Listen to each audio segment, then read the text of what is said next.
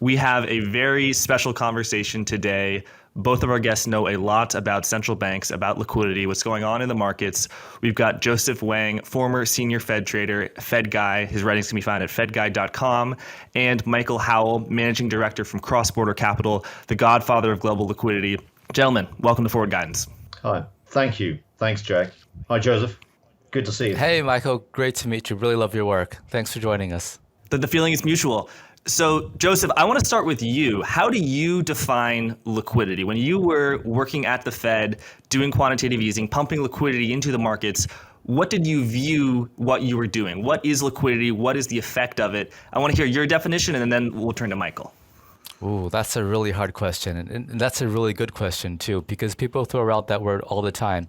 I remember when you were discussing with Michael a while back, I really liked Michael's view of it. There's funding liquidity, for example, being able to finance something, but there's also market liquidity, for example. You sell something, being able to, get a price out of it. From when I usually look at it, though, I look at it more from a balance sheet perspective. So I think look at things like, for example, for bank. So deposits at the Fed, which are reserves, or if you're not a bank, so bank deposits or money market fund shares, or things like, treasury bills and so forth. So there's a lot of ways that you can look at liquidity. It really depends on what you're at, what you're trying to, the problem you're trying to solve. Yeah, I think likewise, it's a complex thing to try and define, but it's really a very important thing. I mean, it's the most important thing I think that's affecting markets right now. We've clearly seen big impacts from liquidity in the last 2 years through the QE programs of central banks. So what is it? It's not money supply as normally defined. Money supply is much more a retail bank concept. It's effectively the deposits in retail banks. Liquidity is something different for us. It's much more a measure of the financing capacity of the financial sector, the ability to fund positions. So you can think of it. I mean, we try and quantify this in terms of the total amount of credit in the system plus access to savings. And it has many dimensions. It includes what the central banks do. It includes what the private sector, including shadow banks, can create in credit terms. And it also includes cross-border flows. So there's a number of dimensions. But, we began to look at liquidity, or let's say me personally, way back in the mid 1980s when I was at Salomon Brothers, because at that stage, liquidity was really the key thing, or beginning to be the key thing for asset markets. Salomon Brothers, for those of you that don't know, was then the world's biggest trading firm. It was the market in global bonds, global government bonds, and in Forex. And essentially, it was a huge trading platform where liquidity was the key thing. And what we really learned there was if you monitor money flows and you know where the money is and where it's going, you've got tremendous insight into where asset markets are likely to move. And we've just established this concept globally and tried to measure it. Cross-border Capital produces indexes of liquidity for what is now 80 or 90 markets worldwide. And so it's a concept that defining is something which is very much at the heart of what we do. Now, our perspective on the market and what we called, in late 2021 was to say, look, we've got an upcoming bear market. If it's a normal monetary correction, you've got to think of at least 15% down. If you're thinking of a recession as well, it's 30%. And if you get a banking crisis, which I must say I don't think we're going to get, but if you get a banking crisis, then start thinking of 50% down. But I think it's a 30% one. It's a decently big bear market, and that's the trouble. Now, the other thing I think to also contemplate here is that what goes down must come up. And the reality is that the Federal Reserve oversees the financial system, financial stability, and ultimately the health of the real economy. And the Federal Reserve can only do so much tightening until something breaks. Now, something will probably break because the Fed has now got its focus on getting rid of inflation. That is not going to be an easy task, but they've got to try and squeeze the economy hard. And my view, I don't know about Joseph's view or your view, Jack, is they're going to front load that. And they're going for it in the next 6 months. So there's an awful lot of pain which the markets and the economy are going to face. Now, it may be that within 12 months, they're on the reverse course again and they're back to QE. And I think that's not an unbelievable story. I would be thinking very much in terms of that. So for investors, you've got to start thinking about your re-entry point, but please, it's not now. It's in a few months' time. And that re-entry point will be re-entry into stocks, long duration stocks. It will include tech. It will include crypto. And what you're going to see is some very big rebounds in markets. There'll be some great opportunities to make money. But as I say, please don't jump in yet. Joseph, would you agree that now is not the time to jump headfirst into the pool? I'm glad to be on the exact same side as Michael on this. I think that there's a lot more pain to come. And the charts that Michael's shown us, it paints a very compelling picture, right? Seems like the liquidity indicators he has and the risk assets move in lockstep. And if you recall earlier, Jack, as you mentioned, it seems those liquidity indicators have kind of fallen off a cliff. So it looks like we have more to come. And Michael, that index, the Global Liquidity Index, it exploded higher to what I believe is a 50-year high in 2020 and 2021, somewhere around 85. As of May, it was in the mid 40s, a 3-year low. And I believe you just put out your news report, and it's even lower. So when it went to, what does that mean when the global liquidity index goes from 85 to 45 or perhaps even lower? How much of that is central banks? How much of that is private wholesale dealers? And what is the impact on risk assets? So you went a huge fall we've seen in stocks, crypto, credit. How much does that apply? How does that apply to, how much of that is a result of, I should say, the fall in your global liquidity index? Well, I think almost everything is to do with the falling global liquidity right now. I think if you look at what's happening in markets, look at the crypto markets, you look at what's been happening in the fixed income markets, and certainly in the equity markets since the turn of the year, this is all a liquidity phenomenon. We'll see that spreading out ultimately into house prices. We'll see it, appearing in the credit markets, and it's bound to appear in the real economy over the next few months. So I think that this is very much a liquidity phenomenon. Now, what impact does that particular index have? Well, if you look at the movement in liquidity, and as you rightly or correctly say, our global liquidity index latest reading is about 40 on an index that normally ranges from 0 to 100. Way back in 2020, that peaked at just under 90, so the high 80s, as you foreshadowed.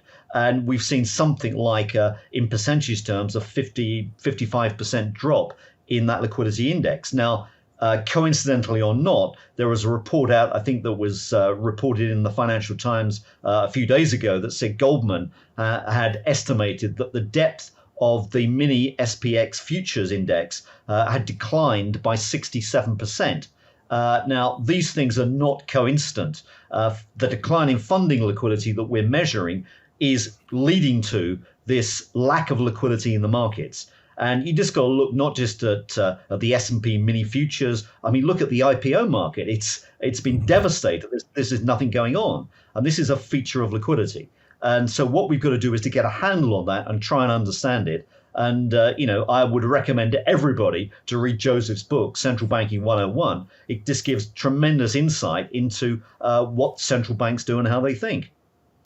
Right, Michael, I would recommend everyone to read Joseph's book, Central Bank 101, but I would also recommend them to read your book, Capital Wars, from which I actually got the name of this podcast, Forward Guidance, which is probably one of the best things about this podcast. I got it from the index. I'd like to note that I just got it and I love it so far. I haven't finished it, so highly recommend it as well. Thank you. There we go. Much appreciated. Yeah, I mean, SPACs are de-SPACing on Monday at $10, and then by Friday, they're literally at $3. So you have this connection of to the two definitions of liquidity. Number one is the balance sheet capacity, which you talked about, but then you're seeing that in the actual trading markets where just the bids are not there and the market order book is declining, as you say. Michael, in one of your reports you sent over, you said that it's not about the cost of capital, it's about the capacity of capital. Would I be correct in associating the cost of capital with rate hikes, which everyone's focusing on? How high can the Fed go? 200 basis points, 250 basis points. That's the cost of capital. Is the balance sheet the quantitative easing and quantitative tightening? And do you think that QT is more important than rate hikes in sort of stopping this inflation tsunami we have? I think it's certainly as important as rate hikes. Yeah, I think one's got to think of two dimensions of monetary policy. And it's certainly not the case that the two dimensions, quantity and price, if you like, move together. So you could actually have minor moves potentially in interest rates, but they could lead to huge movements in liquidity. And I think this is one of the things to start thinking about. Central banks have got to monitor both dimensions. All too frequently, central banks are just looking purely through an interest rate lens. Now, if you come back to why quantity is important, and it comes back to the point that you made about the capacity of the financial system to finance positions. Now, if you read textbooks, conventional economic textbooks, you listen to academics, and probably what is driving many central bankers is the idea that the financial system is a financing system for new capital, okay? In other words, it's a capital raising mechanism. Actually wrong, it's increasingly and more the case, it's a refinancing mechanism. And if you look at the amount of transactions that the financial system has to engage in, it's mostly refinancing debt. And if you try and quantify that, let's look at the amount of debt that's outstanding. $300 trillion worldwide. It's a huge weight on our shoulders. But if you take an average 5-year duration or maturity of that debt, you've got to roll the debt of effectively 60 trillion every year. By simple maths, 5 times 60 gives you that debt stock. Now, 60 trillion is something like 6 times the new issue market in both fixed income and equity. If you look at global capex spending worldwide out of a $100 trillion GDP is about 20%, so that's about 20 trillion. So about half, what that tells you, about half of capex is actually raised through the capital markets, about 10 trillion of that. But the refinancing burden is 6 times. So that's what we've got to think about. And to refinance positions, interest rates are not the key thing. They're important, but they're not the key thing. Just think of refinancing your mortgage or rolling your mortgage payments, okay? What really matters is whether you're going to get the roll, whether a bank will take up the new mortgage, not what interest rate you pay. If you can't get the mortgage, you're effectively unhoused. And that's the key thing about it. You've got to get that position rolled. So the main thing is the capacity of the system to roll the debt. The bigger the debt burden, the bigger that problem. And that's why you need liquidity. Now, if you go back to the error that we think central banks made collectively, this is not fingering any particular central bank, but the whole universe of central banks made, is they kept interest rates way too low coming out of the recession at the end of the 2000s. The Y2K recession.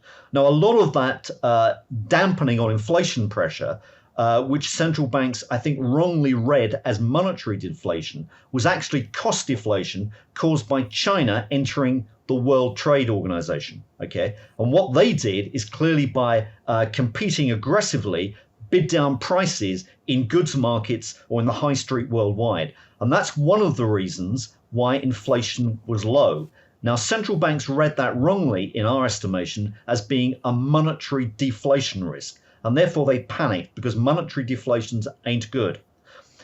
Actually, it was a cost deflation. So what they did is they cut interest rates wrongly. As they cut interest rates, it encouraged more and more debt to be taken on because low interest rates are an incentive to debt. And that was very clearly the wrong policy. If you go back to, rather bizarrely, I'm going to say this, to the 19th century, and you look at the British financial system, okay, that is a pretty good analogy to maybe what's happening right now, the 19th century credit crises. In 1866, in May of that year, over in Guernsey, which was then the world's biggest financial institution, it was a bill broker, or what we'd call a shadow bank, went bust. Okay, the Bank of England, which was notionally the overseer, didn't lend. There was no lender of the last resort in the financial system then. The central bankers were almost like other banks, but maybe a little bit more important. And out of that crisis and several others, Walter Bagehot, who's the doyen of maybe central banking, wrote a book which was called Lombard Street. If you're interested in Walter Bagehot, read James Grant's book on Bagehot. He wrote a biography, brilliant biography about Bagehot. But Bagehot basically came out with a Bagehot rule. And the Bagehot rule is what central bankers should be thinking of. That means you've got to lend freely to the system at a high rate of interest against good collateral. Now, what are central banks, what have they been doing for the last few years? Almost the reverse of that, lending at low interest rates against poor collateral. And that's not what should be happening. And, this is the mess we've got ourselves in. And the whole issue of how do you get out of it? Well, it's not easy. And I just go back to the old Irish joke about the lost traveller is if you're travelling to Dublin, you don't want to be starting here.